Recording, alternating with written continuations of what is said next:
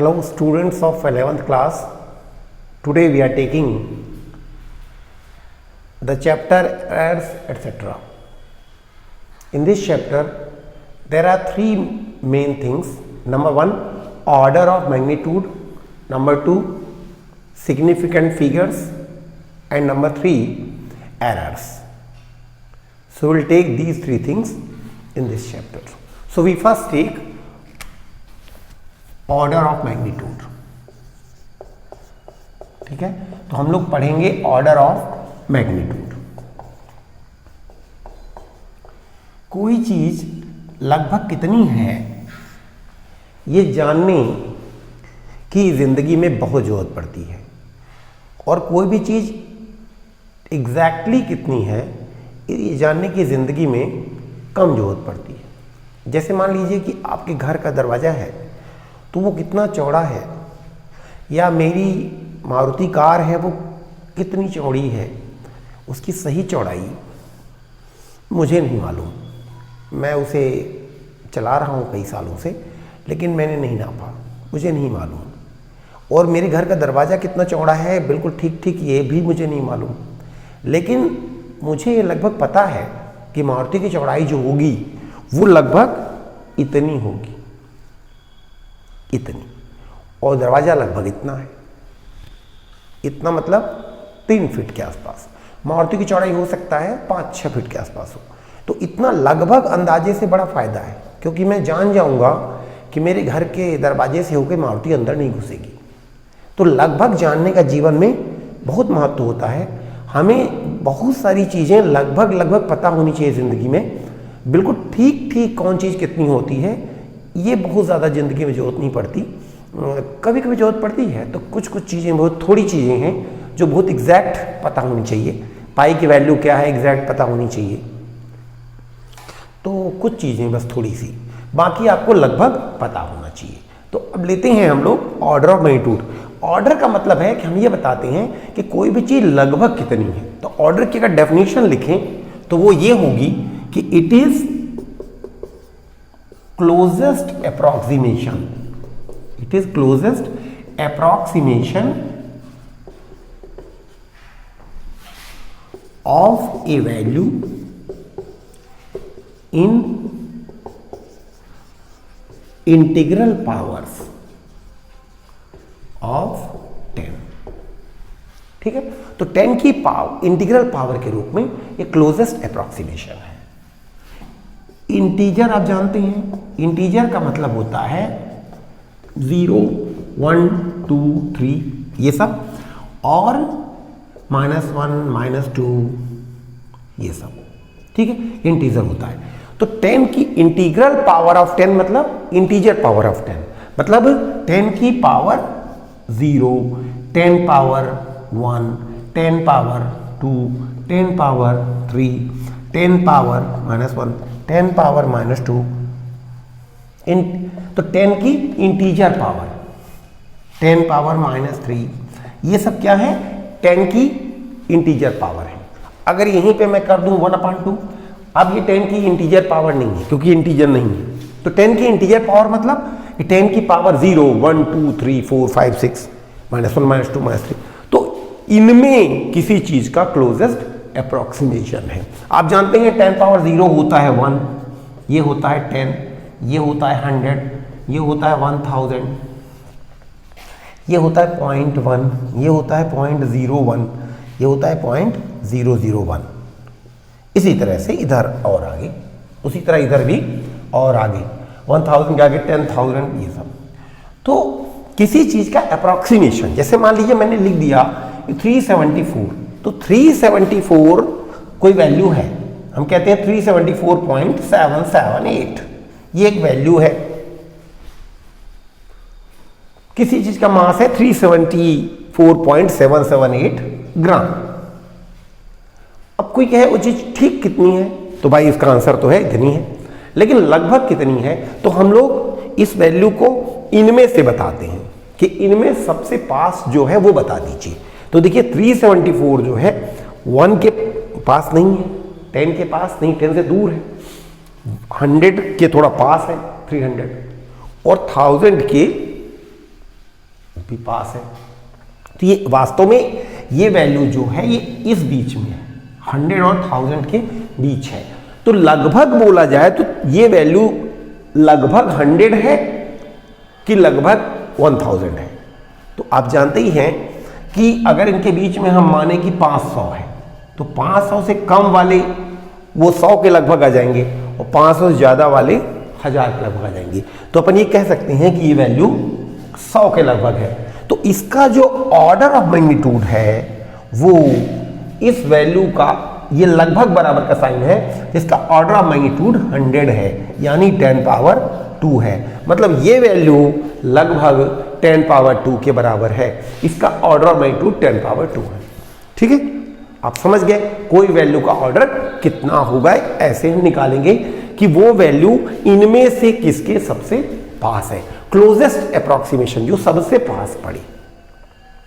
ठीक है, तो इस तरह से हम लोग किसी भी चीज का ऑर्डर मैग्नीट्यूड निकाल सकते हैं और उसके लिए एक सिंपल मेथड भी दी गई है और वो मेथड ऑफ स्टैंडर्ड नोटेशन होती है। स्टैंडर्ड नोटेशन का मतलब ये है कि हम लोग स्टैंडर्ड नोटेशन क्या है,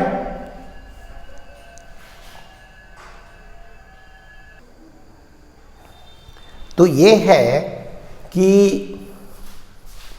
उसका एक रूल है, उसके लिए आपको सीखना पड़ेगा स्टैंडर्ड नोटेशन या साइंटिफिक नोटेशन। तो वो क्या होता है मैं आपको बता देता हूं। स्टैंडर्ड नोटेशन क्या है, इसी को हम लोग साइंटिफिक नोटेशन भी कहते हैं। इसमें क्या होता है कि जैसे कोई भी नंबर है, जैसे यही है 374.778, तो हम लोग क्या करते हैं इसमें कि ये जो डेसिमल है इसको यहां ला देते हैं। मतलब ये हो जाता है 3.74778। देखिए नंबर वही है, डेसिमल यहां से यहां आ गया, तो ऐसा कर देते हैं। अब ऐसा आपने बना दिया तो वो तो देखिए गलत हो गया कि भाई कोई चीज 374 है तो आपने उसे 3.74 कर दिया, मतलब छोटा कर दिया। तो अब ऐसा करिए कि जितना आपने छोटा किया उतना ही आप बड़ा कर दीजिए। तो आप इंटू कर दीजिए 10 की पावर कितना, जितने डिजिट डेसिमल खिसक गया है। तो डेसिमल खिसका है यहां से यहां, तो एक डिजिट खिसका, 2 डिजिट खिसका, तो 10 पावर 2 यानी 100। तो जब आप 100 से मल्टीप्लाई कर देंगे इसमें तो यही आ जाएगा भाई 3.74 मल्टीप्लाई करेंगे तो 374 आ जाएगा। ठीक है, तो ये चीज ऐसा लिखना तो दुनिया जानती है, लेकिन ऐसा आपने लिखा तो कहा जाएगा कि now you are writing it in standard notation और साइंटिफिक नोटेशन।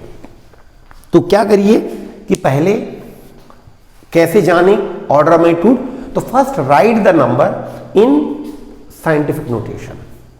ठीक है, उसका पहला स्टेप है कि नंबर को साइंटिफिक नोटेशन में लिख दीजिए। फिर क्या करिए, फिर साइंटिफिक नोटेशन का मतलब क्या होता है? साइंटिफिक नोटेशन का मतलब है कि वो नंबर इस तरह आ जाए कि m इंटू 10 पावर p की तरह आ जाए। भाई m मतलब ये नंबर m है और इंटू 10 पावर p की जगह 2 है। तो writing a number in scientific notation means writing it into 10 m into 10 power p। तो इस रूप में आपने लिख दिया।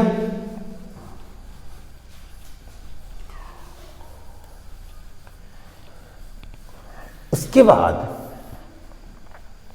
यहां पर यह ध्यान देना है कि जो m की वैल्यू होगी वो 3.74 है, तो मतलब m की वैल्यू जो होगी वो 1 से अधिक होनी चाहिए और 10 से कम होनी चाहिए, ये नियम है।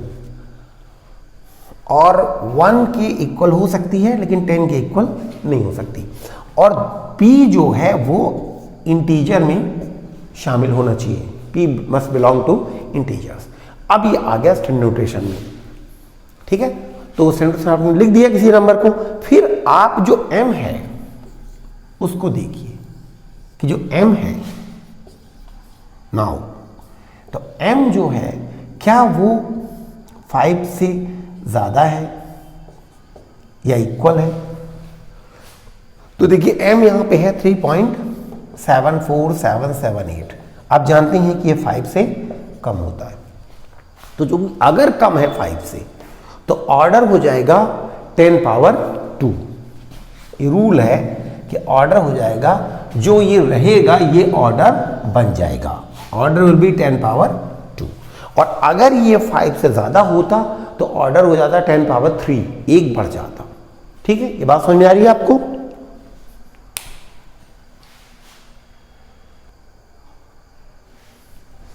तो इसका एक और एग्जांपल ले लेते हैं जिससे बात साफ हो जाए।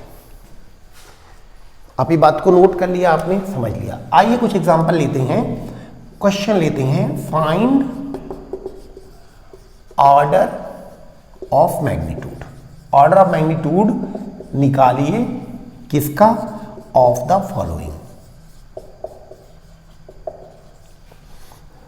पहला लेते हैं 3.12, दूसरा लेते हैं 0.0030 या 701, फिर तीसरा ले लेते हैं 589, ऐसा कर लेते हैं 5892.2। ठीक है, और मान लीजिए इंटू 10 पावर -8 है, ये नंबर है, इसका ऑर्डर निकालना है, इसका निकालना, इसका निकालना। तो आइए एक आध ले लेते हैं। रूल क्या रहेगा मैं बता रहा हूं, तो आप उसी से चाहें तो नोट कर लें, मैं यहां लिखना नहीं रहा हूं, टाइम वेस्ट होगा। तो पहला पॉइंट है how to find order of magnitude. Number 1, convert the given number into standard notation. पहला पॉइंट हुआ convert the given number into standard notation, that is m into 10 power p. Now second point, if here m is more than 1 or equal to 1 but less than 10 and p belongs to I.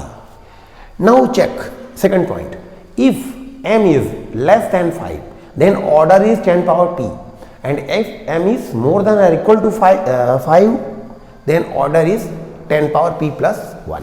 ठीक है, तो लेते हैं, आइए जैसे ये second लेते हैं 0.00701, तो इसको आप स्टैंडर्ड नोटेशन पहले लिखेंगे। तो डेसिमल को आप क्या करेंगे, एक नॉन जीरो नंबर के बाद ले जाएंगे। यहाँ रूल ये है कि स्टैंडर्ड नोटेशन में हम क्या करते हैं, स्टैंडर्ड नोटेशन में एक जीरो को छोड़ के कोई नंबर के ठीक बाद ले जाते हैं। तो मतलब ये हो गया 7.01, पहले 00 लिखा है पर उससे फिर मतलब नहीं होगा अगर डेसिमल यहाँ आ गया, इंटू 10 पावर। और रूल ये है कि आप ये देखिए कि कितना डिजिट खिसक गया। तो पॉइंट जो है अभी तो 0 से मतलब है, तो पॉइंट 1 2 3 डिजिट खिसक गया, तो 10 पावर -3। क्योंकि क्या हुआ है, पॉइंट उधर खिसका है, तो उससे क्या हुआ है कि इसकी वैल्यू बढ़ गई है। भाई कोई 0.007 था कोई चीज़, अब आप उसे कह रहे हैं 7.01, मतलब आपने उसे बढ़ा दिया, तो बढ़ा कह सकते हैं, तो इसीलिए आप उसको घटा दीजिए। तो 10 की पावर माइनस में लिखिए। अब उसके बाद ये m है, ये 10 पावर p है, m is this much, p is -3। Now check whether m is more than और लेस देन p 5। तो m देखिए मोर देन 5 है, m यहाँ पे क्या है 5 से ज़्यादा है, तो इसीलिए जो ऑर्डर हो जाएगा वो क्या हो जाएगा 10 की power p plus 1, that is 10 power p यानी -3 प्लस 1 यानी 10 पावर -2 ऑर्डर होगा। ये इस क्वेश्चन का आंसर आ गया। ठीक है, समझ में आ गया आपको? तो अब चलिए लास्ट वाला भी ले लेता हूं, इसका भी ऑर्डर निकाल लेता हूं।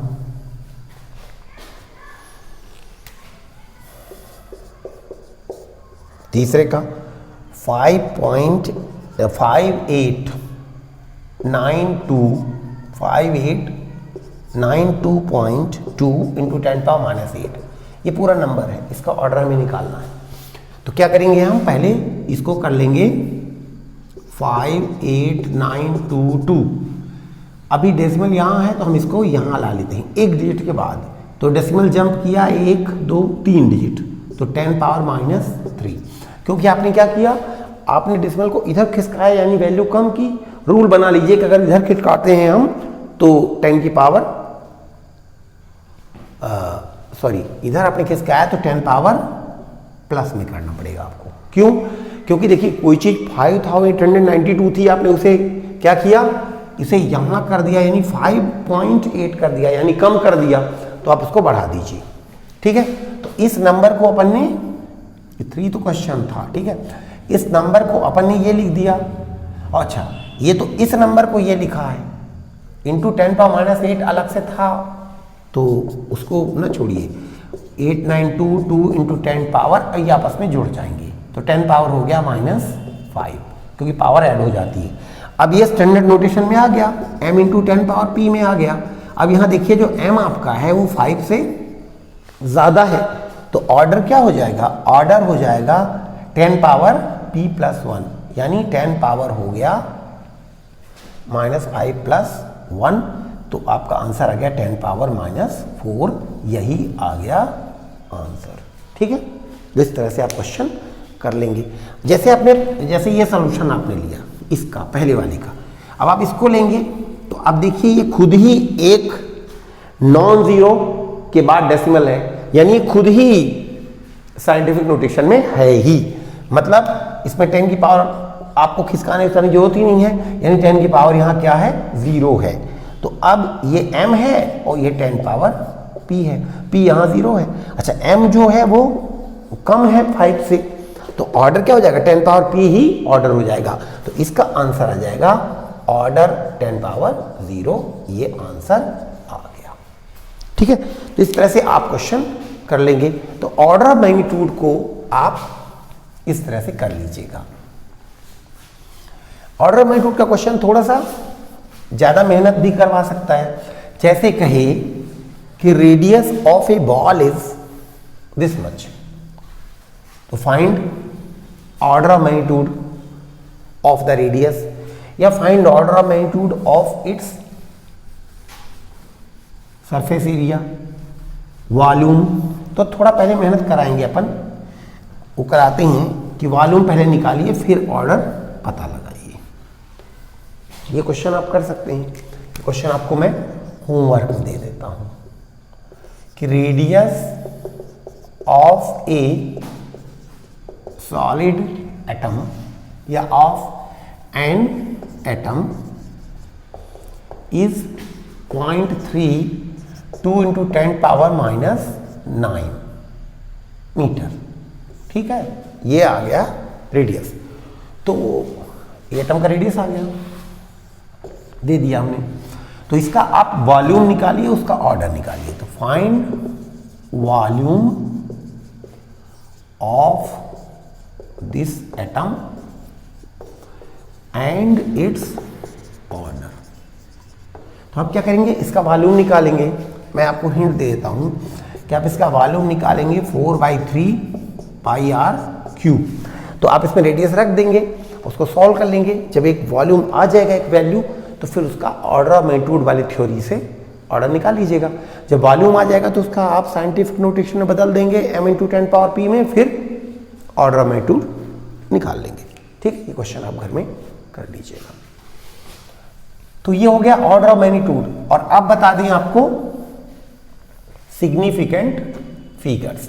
सिग्निफिकेंट फिगर्स का मतलब है कि वो फिगर यानी नंबर जो सिग्निफिकेंट हो, यानी मतलब के हो, विश्वसनीय हो, काम के हो। तो सिग्निफिकेंट फिगर मतलब सिग्निफिकेंट फिगर्स दोज फिगर्स या डिजिट्स इन ए वैल्यू, किसी वैल्यू की वो digit about which the user is confirm, जिसके बारे में उपयोग करने वाला उस वैल्यू को कन्फर्म हो। ठीक है, जैसे मान लीजिए कि दिस इज ए लाइन, इसको मैंने कहा कि आप इसको नापिए। तो आपने लेंथ पटरी से नापा, स्केल से। आपने मान लीजिए इसको मेजर किया और आपने पाया कि ये 8.7 सेंटीमीटर और 8.8 सेंटीमीटर के बीच में, मतलब ऐसा है जैसे आपने पटरी इसके साथ लगाई, स्केल लगाई साथ में, इसके सामने 0 है, पटरी आपकी यहाँ तक होगी तभी तो यहाँ 0 होगा, और फिर ये 1 2 3 4 5 से जो भी है तो इस तरह से है। तो मान लीजिए कि ये यहाँ तक आ गया। अब ये मान लीजिए कि 8.7 है और ये है 8.8, उसके बीच में ये है। तो आप इसको 8.7 भी बोल सकते हैं, 8.8 भी बोल सकते हैं, लेकिन आपने थोड़ा बुद्धि लगाई और आपने कहा ये 8.7 से थोड़ा ज़्यादा है तो 7 मैं 5 कह देता हूँ। तो जो आदमी देखेगा वो ये कहेगा कि भाई 8 तो ठीक है, 7 भी ठीक है, ये 5 कहाँ से पा गए? ये 5 तो अंदाज़ा लगाया आपने, तो यानी हम कंफर्म नहीं है, मतलब ये सिग्निफिकेंट है, ये सिग्निफिकेंट है, ये सिग्निफिकेंट नहीं है। So your value has got only 2 significant figures and third figure जो राइट मोस्ट है वो सिग्निफिकेंट नहीं है। कारण क्या है? क्योंकि जो साधारण पटरी होती है, normal scale, that can measure up to 0.1 centimetre, not lesser than this. कोई भी इंस्ट्रूमेंट कम से कम कितना मेजर करता है, हम उसे बोलते हैं least count of the instrument. Instrument का लीस्ट काउंट का मतलब है कि कोई भी इंस्ट्रूमेंट कम से कम कितना मेजर करता है। अब जैसे आपने पटरी देखी होगी स्केल, तो स्केल इतनी बड़ी अगर है तो 15 सेंटीमीटर की होती है, तो वो ज़्यादा से ज़्यादा नाप सकती है 15 सेंटीमीटर, है ना? सही बात। और कम से कम नाप सकती है 0.1 सेंटीमीटर, क्योंकि उसका सबसे छोटा डिवीज़न 0.1 सेंटीमीटर का होता है। तो कम से कम कितना नाप सकती है? 0.1 सेंटीमीटर। और ज़्यादा से ज़्यादा कितना नाप सकती है? 15 सेंटीमीटर। पर ये गलत है। कम से कम 0.1 सेंटीमीटर नाप सकती है, सही, और ज़्यादा से ज़्यादा 15 सेंटीमीटर नाप सकती है, गलत। क्योंकि उसी पटरी से आप चाहें तो ये 50 सेंटीमीटर, लाखों सेंटीमीटर भी नाप सकते हैं। आप क्या है, पटरी को बार बार यूज़ करिए। भाई अगर ये 15 सेंटीमीटर है तो आप यही 15, और फिर यहाँ से फिर ये अगला 15, फिर अगला 15। भाई पटरियाँ छोटी छोटी रहती हैं, उन्हीं से सारी दुनिया नापी जाती है।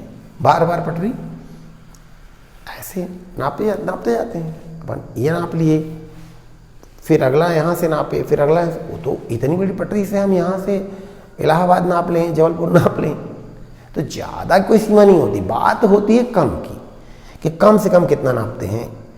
इसीलिए एक टर्म बनाई गई, लीस्ट काउंट। लीस्ट काउंट यानी कम से कम कितना नाप सकते हैं। देखिए, अगर आपको मैं साधारण पटरी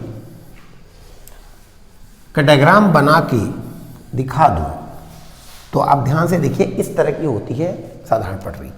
ये पटरी होती है, ठीक, उसमें ये 0 रहता है, फिर 1 रहता है, फिर 2 रहता है, 3 रहता है, 4 रहता है, फिर ये पटरी आगे भी रहती है। तो ये सेंटीमीटर है, तो ये 0 यहाँ पे है, फिर 1 सेंटीमीटर, 2 सेंटीमीटर, 3 सेंटीमीटर। अच्छा, अब 0 1 के बीच में एक आधे हाथ पे रहता है, और फिर वो उसके यहाँ से यहाँ तक को 5 पार्ट में डिवाइड करते हैं, और इसको भी 5 पार्ट में, और कुल मिला के इसको 10 पार्ट्स में डिवाइड करते हैं। कैसे? देखिएगा, 1 2 3 4 5, तो ये 1 है, 2 3 4 5, फिर उससे 6 7 8 9 और 10 जो है ये आ गया। तो इस एक छोटे से पार्ट को, ये जो छोटा सा पार्ट है ये यहाँ से यहाँ तक, उसको बोलते हैं 1 मिलीमीटर या 0.1 सेंटीमीटर। यही वो सबसे छोटा पार्ट है जो इस पटरी में दिख रहा है। इस स्केल में इससे छोटा पार्ट नहीं दिख रहा है। तो लीस्ट काउंट इसका क्या है? 0.1 सेंटीमीटर। एक्चुअली 1 सेंटीमीटर है ये, उसमें 10 इक्वल पार्ट्स हैं, तो अपान 10 कर दें, तो एक छोटा पार्ट जो आ गया वो 1/10 यानी 0.1 सेंटीमीटर का आ गया। तो यही इसका लीस्ट काउंट है, क्योंकि सबसे छोटा पार्ट 0.1 सेंटीमीटर। तो ये इस पटरी का लीस्ट काउंट है। लेकिन अगर कोई आदमी ऐसी पटरी बना दे कि 1 सेंटीमीटर में मान लीजिए 15 पार्ट हो इक्वल, तो उसका लीस्ट काउंट हो जाएगा 1 सेंटीमीटर अपॉन 15। लेकिन अक्सर ऐसी पटरी आती नहीं है, लोग बनाते नहीं है, ठीक है। तो साधारण कॉमन पटरी जो बाजार में आती है उसका लीस्ट काउंट 0.1 सेंटीमीटर होता है, जिसे लोग 1 मिलीमीटर भी कहते हैं, ठीक है। तो इसीलिए ये साधारण पटरी जो है वो कम से कम जो नापेगी वो 0.1 सेंटीमीटर तक नापेगी। तो 0.1 सेंटीमीटर से कम कोई चीज़ कितनी है ये साधारण पटरी पक्का नहीं बता सकती गारंटी के साथ। तो अगर कोई चीज़ को आपने नापा, आप कहते हैं साधारण पटरी से मैंने नापा है 8.73 सेंटीमीटर, आप अगर कहते हैं तो आप गलत कहते हैं, क्योंकि अगर आपने साधारण पटरी से नापा है तो देखिए 8.73 सेंटीमीटर का मतलब होता है 8 प्लस 0.7 प्लस 0.03, 8 सेंटीमीटर 0.7 सेंटीमीटर और 0.03 सेंटीमीटर मिलके बन जाएगा 8.7 0.03, तो ये हो गया 8.73 सेंटीमीटर। तो 8.73 अगर आपने नापा, यानी आपने 8 नापा, 0.7 नापा, 0.03 नापा, तो आपने साधारण पटरी से 8 सेंटीमीटर नापा ना, तो ठीक नापा, 8 सेंटीमीटर साधारण पटरी नाप सकती है, आपने ठीक नापा है। फिर आपने 0.7 नापा, करेक्ट, लेकिन आपने ये कैसे नाप लिया साधारण पटरी से? भाई साधारण स्केल जो होती है वो 0.1 सेंटीमीटर से छोटा नापती ही नहीं, और ये जो वैल्यू है ये 0.03 सेंटीमीटर है जो 0.1 से छोटा है। आपने कैसे नापा? या तो साधारण पटरी नाप ही नहीं सकती, यानी आपने गलत नापा, ये साधारण पटरी से नहीं नापा जा सकता। यानी साधारण पटरी से आपने नापा है तो आप हमें बताइए कि 8.7 है कोई चीज़, या 8.7 से आगे है तो फिर 8.8 होगी। 8.73 ये साधारण पटरी को नापने की औकात नहीं है, साधारण पटरी नाप ही नहीं सकती। ये चीज अगर आपको नापना है तो इसके लिए और अच्छी एक डिवाइस आती है जिसका नाम है वर्नियर कैलिपर्स, वो नापती है, क्योंकि उसका लीस्ट काउंट जो होता है वर्नियर कैलिपर्स का वो 0.1 सेंटीमीटर नहीं होता, 0.01 सेंटीमीटर होता है। तो 0.03 सेंटीमीटर वही नाप सकती है वर्नियर कैलिपर्स, साधारण पटरी ये नाप ही नहीं सकती। तो तमाम चीज़ों का एक लीस्ट काउंट होता है। जैसे आपने देखा हो घड़ी, आपके पास घड़ी है तो वो ज़्यादा से ज़्यादा कितना नाप सकती है? अरे घड़ियाँ तो हजारों सैकड़ों साल का टाइम नापती हैं, ज़्यादा की कोई सीमा नहीं है। बात कम की करिए कि कम से कम कितना नाप सकती हैं? 1 घंटा, हाँ नाप सकती हैं पटरी में, वो साधारण घड़ी में आ जाएगा 1 घंटा। आधा घंटा, हाँ। 1 मिनट, हाँ। 10 सेकंड नाप सकती है, 1 सेकंड नाप सकती है, 1 सेकंड से कम नहीं नाप सकती। अगर ऐसी कोई इलेक्ट्रॉनिक घड़ी है जो 1 सेकंड से कम नापती है तो उसका लिस्ट काउंट कम होगा। मैं बात कर रहा हूं जो कांटे वाली टिक टिक करके नापती है, वो कम से कम 1 टिक करेगी तो 1 सेकंड होगा, इससे कम वो नापती ही नहीं, तो उसका लीस्ट काउंट हो गया 1 सेकंड। तो 1 सेकंड अगर लीस्ट काउंट है तो मतलब वो 1 सेकंड नाप सकती है, और 1 सेकंड से ज़्यादा नाप सकती है, 2 सेकंड, 3 सेकंड, लेकिन 1.4 सेकंड नहीं नाप सकती। क्यों? क्योंकि अब कहेंगे आप ये 1 सेकंड से ज़्यादा है, ज़्यादा तो है लेकिन इसके अंदर 1 सेकंड है और 0.4 सेकंड है, तो 1 सेकंड तो नाप लिया आपने, बहुत बढ़िया। 0.4 सेकंड कहाँ से नापा? जो कि साधारण पटरी 1 सेकंड से कम नहीं नाप सकती, तो 0.4 सेकंड नहीं नाप सकती। तो तमाम इंस्ट्रूमेंट्स का लीस्ट काउंट होता है, और कोई भी इंस्ट्रूमेंट अपने लीस्ट काउंट से कम नहीं नाप सकता। तो लीस्ट काउंट के हिसाब से अगर कोई आदमी मेजरमेंट करता है और वो भी ध्यान से, तो उसका मेजरमेंट विश्वास करने लायक होता है। उस पे कोई आदमी विश्वास कर सकता है और उस पे कोई आदमी कोई कैलकुलेशन करके कुछ कंक्लूजन निकाल सकता है, तो इसीलिए वो सिग्निफिकेंट होता है। तो हम कुछ इंस्ट्रूमेंट्स ले लें, इंस्ट्रूमेंट्स जिसे कहते हैं मेजरिंग इंस्ट्रूमेंट्स, और उसका common least count, least count. जैसे आपने लिया ऑर्डिनरी स्केल, साधारण पटरी, उसका लीस्ट काउंट है 0.1 सेंटीमीटर। अब आप जान लीजिए एक डिवाइस होती है वर्नियर कैलीपर्स, अपने लैब में पा जाएंगे या इंटरनेट पर देख लीजिएगा, मार्केट में मिल जाती है। तो उसका लीस्ट काउंट अक्सर होता है 0.01 सेंटीमीटर। अब कोई पटरी भी ऐसी बना सकता है इसका लीस्ट काउंट 0.01 ना होकर के 0.03 हो, तो वो अटपटा कोई बना लेगा, वो अलग बात है। जो बाजार में मिलता है कॉमन, इसलिए मैंने लिख दिया कॉमन लीस्ट काउंट, जो usually which is available in the market. तो यूजुअली जो वर्नियर कैलिपर्स होता है उसका ये लीस्ट काउंट रहता है। अब हो सकता है कोई ऐसा वर्नियर बना ले कि उसका लीस्ट काउंट 0.12 हो, वो स्पेशल किसी ने बनाया हो, वो अलग बात है। लेकिन प्रायः अक्सर जो बाजार में मिलता है उसका लीस्ट काउंट 0.01 सेंटीमीटर रहता है। उसका तीसरी डिवाइस है वो है स्क्रू गेज। स्क्रू गेज का जो लीस्ट काउंट होता है उसमें एक और 0.001 सेंटीमीटर। उसके बाद एक और डिवाइस होता है स्फेरोमीटर। तो स्फेरोमीटर का जो लीस्ट काउंट है वो 0.0001 सेंटीमीटर, उसको हम माइक्रोमीटर भी कहते हैं, ठीक है। उसके बाद हम ले लेते हैं क्लॉक, साधारण घड़ी, उसका लीस्ट काउंट होता है 1 सेकंड, ठीक है। इस तरह तमाम चीज़ें आती। वो सब्जी वाले के यहाँ जो तराजू रहता है उसका लीस्ट काउंट कितना, जितना वो सबसे कम आपको सब्जी दे सकता है।